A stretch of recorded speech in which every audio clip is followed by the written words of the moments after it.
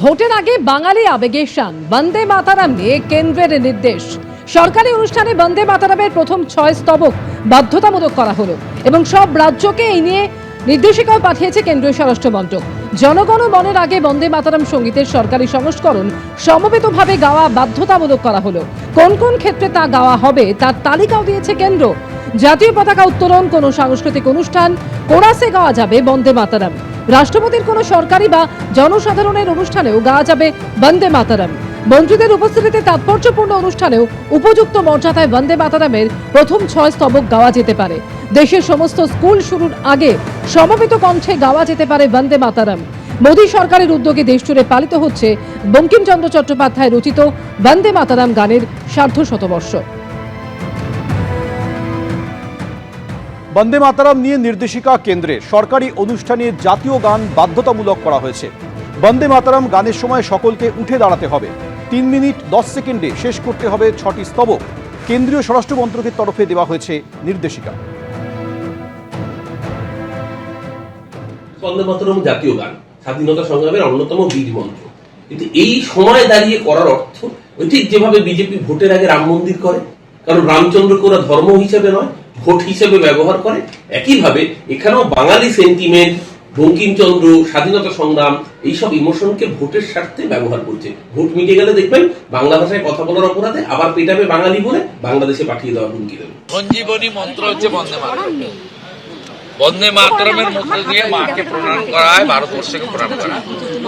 এটা ওয়েলকাম করছি, কার্যকর হওয়ার দাবি রাখছি, অনুরোধ করছি এবং এটাও বলে রাখছি যে পশ্চিমবঙ্গে এই সরকার কার্যকর করবে না। ভোটের আগে বাঙালি আবেগে শান, বন্দে মাতারাম নিয়ে কেন্দ্রের নির্দেশ।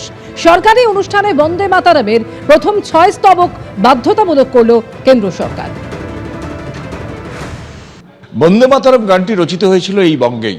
রচনা করেছিলেন ঋষি বঙ্কিমচন্দ্র চট্টোপাধ্যায়, সুর দিয়েছিলেন স্বয়ং রবীন্দ্রনাথ। আজ থেকে 130 বছর আগে এই কলকাতাতে এই জাতীয় কংগ্রেসের অধিবেশনে গানটি গেয়েছিলেন স্বয়ং রবীন্দ্রনাথ ঠাকুর। সেই বন্দে মাতরমের 6টি স্তবক এবার বাধ্যতামূলক করছে কেন্দ্রীয় সরকার। আমরা যেখানে আছি স্কুলে, সেই স্কুলে প্রার্থনার সময় জাতীয় সঙ্গীত এবং রাজ্য সঙ্গীত গাওয়াটা বাধ্যতামূলক। সেই ধারায় এবার সংযোজিত হচ্ছে বন্দে মাতরম গানটিও। 3 মিনিট 10 সেকেন্ড বন্দে মাতরম। স্টেট সং যেটা আছে সেটা 1 মিনিট 59 সেকেন্ড, আবার জাতীয় সঙ্গীত 52 সেকেন্ড। প্রায় 6 মিনিট 1 সেকেন্ডের মতো একটা সময় লাগার কথা। এখন এতটা সময় মর্নিং অ্যাসেম্বলিতে ছেলে মেয়েদের তারা কতটা ডিসিপ্লিন ওইতে থাকবে, এটা একটা চিন্তার বিষয় হয়ে জানাবে হয়তো ভবিষ্যতে আমাদের কাছে। কিন্তু আমরা যেহেতু মধ্যশিক্ষা পর্ষদের অধীনস্থ একটি বিদ্যালয়, পর্ষদ যেমন নির্দেশিকা আমাদেরকে দেবেন আমরা সেটা মেনেই আমরা যথাযথভাবে পালন করব। সেটা অতীতে যা ঘটে তা অতীতেই মুছে যায় না, তা আবার আবর্তিত হতে থাকে। যদি সহজ করে বলা যায় তাহলে বলতে হয় ইতিহাস আবর্তিত হয়। এটা কার্ল মার্কস বলেছিলেন। এই দেখুন, কার্ল মার্কসের কথা বললাম বলে আমার মার্কশিট আবার কালো দাগিয়ে দেবেন না কিন্তু। আসলে পরিস্থিতি এখন এমন হয়েছে কোনো কিছু নিছক কোট করতেই ভয় লাগে। ইতিহাসে প্রথম যা ঘটে তা হলো ট্র্যাজেডি, আর সেই ঘটনার পুনরাবৃত্তি হচ্ছে প্রহসন। আমরা জেনে নিই আসন্ন বিধানসভা নির্বাচনের আগে এই যাদবপুর বিধানসভা কেন্দ্রের মানুষের মনের মধ্যে কি কাজ করছে। আমি নিজেই লক্ষ্মীর ভান্ডার পাই। আপনাদের যাদবপুর বিধানসভা এলাকার যিনি বিধায়ক, তার দেখা পান? দেখলে মনে হয় না যে উনি খুবই ভালো হচ্ছে। সুযোগ সুবিধা কিছু সাধারণ মানুষ পাচ্ছে না। নারী নিরাপত্তা বিষয়ে আপনার কি বক্তব্য? পানীয় জল নিয়ে আপনাদের কোনো অভিযোগ আছে? কর্মসংস্থান নেই, কোনো নিরাপত্তা এই শাসক দল থেকে নেই। বৃষ্টি হলে তো বলার কথাই নেই। দুর্নীতিটা আরো বেশি মারাত্মক পরিমাণে ছেয়ে গেছে। আমাদের কাছে সবার আগে দেশের সম্পদ। এখানকার যারা রাজনৈতিক নেতা নেত্রী আছেন তাদের কথাগুলো কিন্তু আমরা আমাদের নোটবুকে তুলে রাখবো। আমরা আগেও যেমন ভবিষ্যতেও এই বিপন্ন মানুষের পাশে দাঁড়ানোটা আমাদের কাজ। আমাদের সরকার আসলে অবশ্যই মানবিকভাবে প্রত্যেকটা বিষয়ই খতিয়ে দেখবে।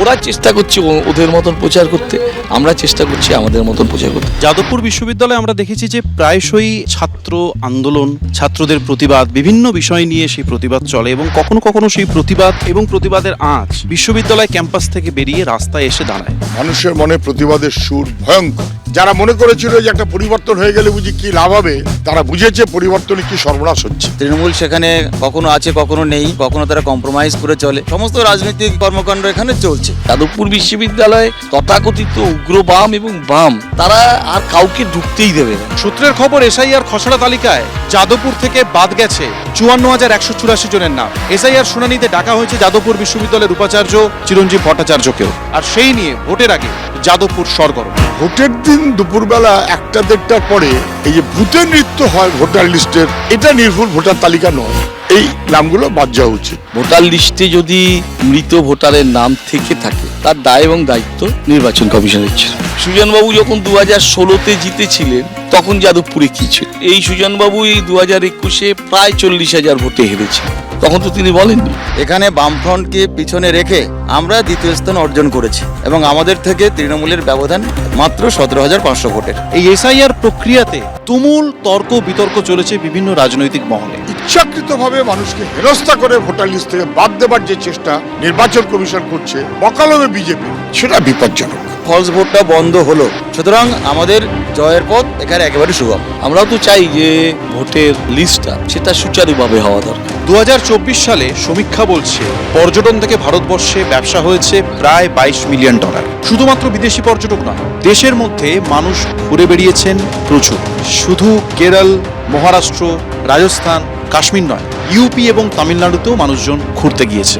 এই সমস্ত কিছু দেখে শুনে মন ভালো হলেও নিজের রাজ্যের জন্য মনটা খারাপ হয়ে যায়। অথচ আমাদের রাজ্যে যথেষ্ট সম্ভাবনা আছে, ইতিহাস থেকে পাহাড়, জঙ্গল, সমস্ত কিছু। এমনকি কেরলের ব্যাক ওয়াটারের সঙ্গে পাল্লা দেওয়ার মতো সুন্দরবনের খাঁড়িও আছে, সমুদ্রও আছে। নেই শুধু ইচ্ছে, না ছিল সিপিএম আমলে, না আছে এখন। আমি আপনার প্রশ্নটাকে অস্বীকার করবো না, আরো তুলে আনার স্কোপ ছিল। যদিও সুন্দরবনটা ম্যাপে এসছে, পাহাড়টা খুব ভালোভাবে ম্যাপে এসছে, কিন্তু আরো অনেক আসার মতো সুযোগ ছিল। ভারতবর্ষেও ট্যুরিজমের অপার পোটেনশিয়াল আছে। বাংলা পথ দেখিয়েছে ভারতবর্ষ। আমরাই প্রথমে ট্যুরিজমকে ইন্ডাস্ট্রির দরজা দিয়েছি। আজকে বাংলার প্রত্যেকটা ট্যুরিস্ট স্পটে শ্রীমতী মমতা ব্যানার্জি সরকার হোমস্টের ব্যবস্থা করেছে। কিভাবে? মুখে নয়, তাদেরকে টাকা দিয়েছে। আপনি উত্তরবঙ্গে যান, সমস্ত রোজ রোজ নতুন নতুন ট্যুরিস্ট স্পটের আবিষ্কার হচ্ছে। সুন্দরবন 10 বছর যেখানে ছিল সেখানেই পড়ে আছে। পুরুলিয়া যেখানে ছিল সেখানে পড়ে আছে। ধরুন বকখালি, সেখানে আরো অনেক কিছু করা যেতে পারে। ভারতবর্ষে যে আমাদের ট্যুরিজম মিনিস্ট্রি, তার সঙ্গে যোগাযোগ করা, এবং আমাদের পশ্চিমবঙ্গের যে রাজ্য সরকার, তারাও কেন্দ্রীয় সরকারের সঙ্গে সমান তাল মিলিয়ে এটাকে যদি বাইরে প্রমোট করার চেষ্টা করেন, আমার মনে হয় যে ট্যুরিজম ক্ষেত্রটা আরো বেশি উন্নতির সম্ভাবনা আছে, এটুকু বলতে পারি। সামনে নির্বাচন আসছে, কেন্দ্রীয় যে বাজেট সেখানে জিএসটি কমেছে, কোনো সুবিধা হয়েছে? কেন্দ্রীয় সরকার যখন এইগুলো জিএসটি কে কমাবার একটা পরিকল্পনা নেয়, তার আগে এই পুঁজিপতি এবং কিছু ব্যবসায়ীকে এই খবরটা তাদের কাছে আগেই পৌঁছে যায়। তারা মার্কেটটাকে নিয়ন্ত্রণ করে একটু দরটা একটু বাড়িয়ে দিয়ে তারপরে জিএসটিটা কমলে পরে মানুষ, কোনো সাধারণ মানুষ কোনো তার এফেক্ট পায় না। নারী